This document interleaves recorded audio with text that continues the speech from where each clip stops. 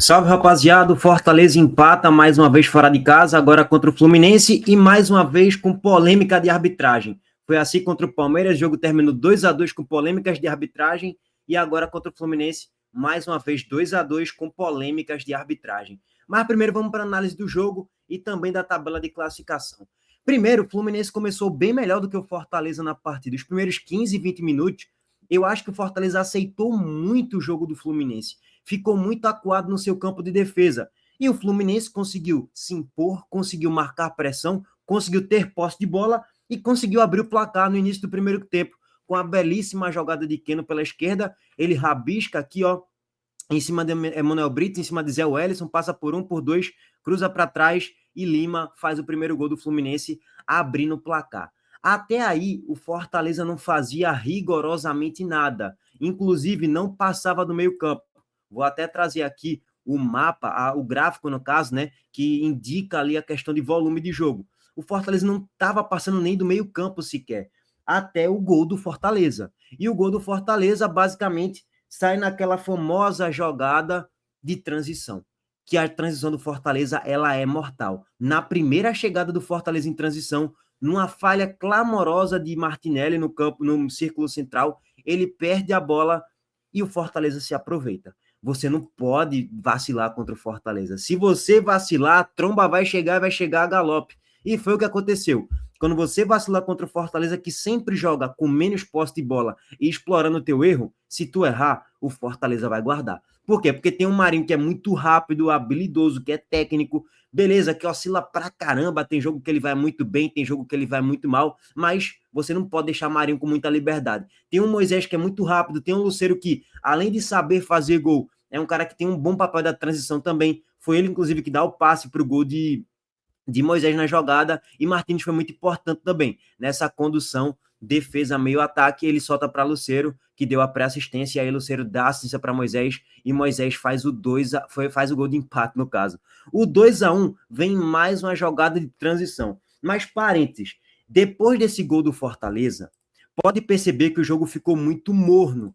Nem o Fortaleza, nem o Fluminense passaram a ter um volume de jogo muito grande. O jogo ficou muito morno, equilibrado. O Fortaleza, achei que a postura, de certo modo, depois do gol foi correta, de reter um pouco mais a posse de bola. O Fluminense ficou um pouco mais nervoso. O gol do Fortaleza trouxe um baque emocional muito grande para a equipe do Fluminense. Então, assim, o gol foi muito bom para o Fortaleza e péssimo para o Fluminense, principalmente pela questão emocional. E o Fluminense, óbvio, muito mais desesperado do que o Fortaleza para vencer a partida. Mas o Fluminense continuava com mais posse de bola, mas o Fortaleza marcando muito bem.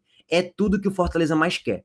Se o Fortaleza não tiver a posse de bola, que é o que ele realmente não quer, ele não quer ter a posse, principalmente fora de casa, e ele tiver conseguindo marcar bem o adversário, já já o Fortaleza vai achar um contragolpe com velocidade e vai achar um gol. É um time muito eficiente e trabalha muito jogadas em transição.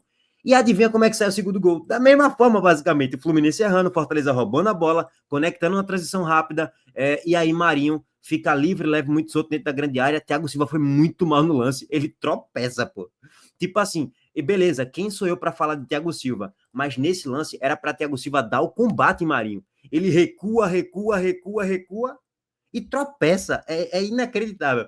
E aí Marinho não tem nada a ver com isso, faz o 2-1, vira a partida. Vem o segundo tempo, o enredo ele é basicamente a mesma coisa. O Fortaleza com menos posse de bola, o Fluminense tendo um pouco mais de volume de jogo, mas o Fortaleza estava conseguindo marcar bem a equipe do Fluminense. E tava de vez em quando dando aquela espetada, né? Até que quase Marinho faz um golaço, que Fábio consegue fazer uma boa defesa. E o Fluminense com posse, mas sem criar muita coisa, sem muito volume de jogo. E a lógica, pelo que a gente viu o jogo se desenrolar, é que o Fortaleza ia não só vencer, como talvez ampliar o marcador, de 2-1 para 3-1, pelo menos. O Fortaleza tá fazendo um jogo bem seguro no segundo tempo. Mas vem a estrela de Cano, né? Que brilhou. E o Fortaleza tomou um gol ali na reta final do segundo tempo, com o gol dele, Germancano. Jogadaça de Samuel Xavier pela direita. Ele passa pelo Sacha, ele passa também por Bruno Pacheco, cruza na grande área, a bola tem o desvio de Renato Augusto e Cano de cabeça faz o gol, empatando a partida. Um ponto precioso para o Fluminense na briga para não cair, e um ponto ruim para o Fortaleza, pela razão óbvia, o contexto do jogo. O Fluminense empatou a partir das 40 e lá do segundo tempo, já na reta final da partida, então fica mais com gosto amargo de 2 pontos desperdiçados do que o sabor de um ponto conquistado. Esse sabor de um ponto conquistado fica muito na conta do Fluminense, que estava perdendo até os 40 e lá do segundo tempo, não estava fazendo um grande jogo, mas achou um golzinho e conseguiu empatar a partida, e aquele pontinho que eu acho que faz com que o Fluminense não caia para a Série B. Vamos passar agora para análise de tabela. Antes disso, recadei para vocês da Montenegro Cargas e a polêmica também que rolou na partida. É carga, viu, pai? E esse vídeo é um oferecimento de Montenegro Cargas, há 10 anos transportando o compromisso. Como matriz pernambucana, atende com coletas e entregas fracionadas suas unidades do Rio de Janeiro, Guarulhos e Feira de Santana, na Bahia. Com a Montenegro Cargas, sua entrega é garantida no prazo e no preço justo para todo o Brasil. Faça sua cotação no site www.montenegrocargas.com.br.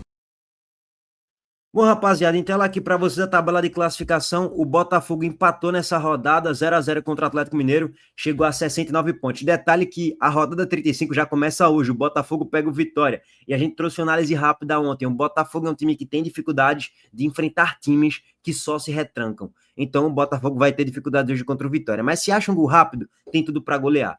O Palmeiras venceu na rodada, chegou a 67, desgarrou, abriu 3 pontos de diferença para o Fortaleza e além dos 3 pontos, abriu 2 vitórias a mais, que isso é significativo no critério de desempate. Então, é pouquíssimo provável Fortaleza brigar pelo título da Série A, como eu cansei de falar para vocês. Cara, eu discordo muito da aspas, o Fortaleza briga pelo título. Eu discordo muito. A partir do momento que tu tá a 5 pontos do primeiro, restando 5, 6 jogos, e tu não tá a 1 ponto, tu não tá na liderança, para mim isso não é briga pelo título. Para mim isso é ali no G3 que tu tá correndo por fora e tu pode brigar pelo título se na 36ª, 37ª, tu vai embalando uma sequência de vitórias e tu ficar a 1,2 e, de fato, ter a possibilidade de conquistar o título. Ah, então quando é que o time conquista o título? Quando na 38ª rodada ele é o líder. Se não existe nenhuma chance na 34ª para 5ª dele ser campeão, praticamente, para mim isso não é briga pelo título, mas ok. A sequência do Fortaleza é bem dura daqui para o final, vai pegar ainda Flamengo, agora no Castelão, pega a Vitória fora no Barradão jogando a vida, ainda pega o Internacional no Castelão também, jogo duríssimo, e pega o Atlético Goianiense no estádio, no Antônio Ascioli. Então a tendência é que o Fortaleza conquiste ali seus 7 pontos, 6 a 7 pontos, chega a 70 a 71, o que para mim torna inviável a briga pelo título da Série A, mas tem tudo para o Fortaleza ficar no G4 da Série A e a vaga na Libertadores na fase de grupos. Essa é a tendência, tá? Para o Vitória, o resultado foi bom, de certo modo. O Fluminense, que está ali brigando para não cair, empatou, então acaba sendo um bom resultado, porque se vencer seria 40, encostaria ali no Vitória e tal. Mas, como foi um empate, o Vitória continua na 10ª colocação, venceu mais uma rodada. E, velho, a gente já vem trazendo aqui análise nas últimas 2 rodadas. O Vitória eliminou uma sequência assim quase que inacreditável e com roteiros inacreditáveis, que não fazia lógica o Vitória vencer, mas ainda bem que venceu, e eu torço para que o Vitória fique mesmo e pega a vaguinha na Sul-Americana. E aí é o que tá o detalhe. O Vitória ele tem a sequência talvez a mais difícil da Série A, daqui para o final. Vai pegar Botafogo hoje fora, Flamengo fora, vai pegar Fortaleza e Grêmio no Barradão. Você não projeta muitos pontos aí não, irmão, só que tem um detalhe. O Vitória ele não joga contra o Vitória. O Vitória ele joga contra todos os outros times. Contra o Criciúma, contra o Bragantino, contra o Juventude. Pela projeção atual, a lógica é que o Criciúma e o Bragantino cheguem a 41 pontos. Ou seja, 42 escapa. Ou seja, se o Vitória somar 1 ponto, ele escapa. Pela projeção atual. E até pelos adversários que o Bragantino e o Criciúma vão enfrentar, velho, é quase que certeza o Vitória escapar, se ele fizer 1 ponto. Eu acho que o Vitória só cai agora se ele perder tudo. Se ele perder todos os jogos, aí ele tem a chance de cair. Ou se ele tropeçar muito, o que é a tendência, ele tropeçar muito a partir de agora, e o Criciúma ainda dá uma sequência, o Juventude, o Fluminense, o Atlético, o Bragantino, que ninguém projeta. Então, eu acredito que o Vitória tem grande chance de escapar. É garantia? Nenhuma, mas é muito provável o Vitória permanecer na Série A. Bom, sobre o Fluminense tem uma sequência que tem Cuiabá e Criciúma em casa. Se ganhar os dois, vai escapar também. E a lógica é que vence os dois pela qualidade de grupo que tem. Então, acredito que o Fluminense escapa também. Atlético Paranaense, a sequência também é mais fácil. O Juventude pode ser que caia, mas a sequência é um pouco mais fácil do que Criciúma e Bragantino. E o Grêmio não vai cair pela elenco que tem, pela sequência também, que não é tão fácil, mas pela pontuação que tem também. 40 pontos já, 3 pontos de distância, 11 vitórias, 2 a mais do que Criciúma e Bragantino. Então, a lógica é que o Grêmio escape também. Eu acho que hoje é uma briga assim, mais forte que eu vejo que, porra, isso aqui tem uma chance muito grande de acontecer. Acho que é Juventude, Criciúma e Bragantino. Os outros, para cair, vai ter que se esforçar muito, tá? E não é pouco, não. Bom, régua passada em tudo isso, agora vamos para polêmica. Velho, polêmica não tem para onde, né? Ainda mais falando de arbitragem, vai ter gente que vai me detonar agora, não tem para onde. Mas vamos lá. O que a galera tava clipando e mandaram para mim até no Zap, tá? Abraço para Nivais Vasconcelos. Palmeiras e Fortaleza, pênalti marcado, Palmeiras e Fluminense, pênalti não marcado. São lances bem semelhantes. Só que tem uma diferença. Quando você vê por outro ângulo, aqui, ó, existe um contato do jogador do Fortaleza, do Tite, com a perna de Flaco Lopes. Pode ver aqui, ó, vou até voltar aqui nesse frame, ó. Pode ver que tem um contato claramente de Tite com Flaco Lopes. Então, essa é a diferença. No caso de Breno Lopes, eu acho que ele forçou muito a barra. Os dois cavaram o pênalti. Os dois tentaram cavar o pênalti, ponto. Mas eu acho que o de Breno Lopes foi muito mais forçado, pô.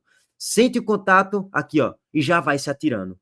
É isso. Para mim não foi pênalti, não. Ontem no jogo do Fortaleza, sendo bem sincero, não consigo considerar isso aqui pênalti nem a pau. De Breno Lopes, não. O de Flaco Lopes tem um bônus, entre aspas, para tu considerar mais pênalti. Tem um contato embaixo na perna de Flaco Lopes.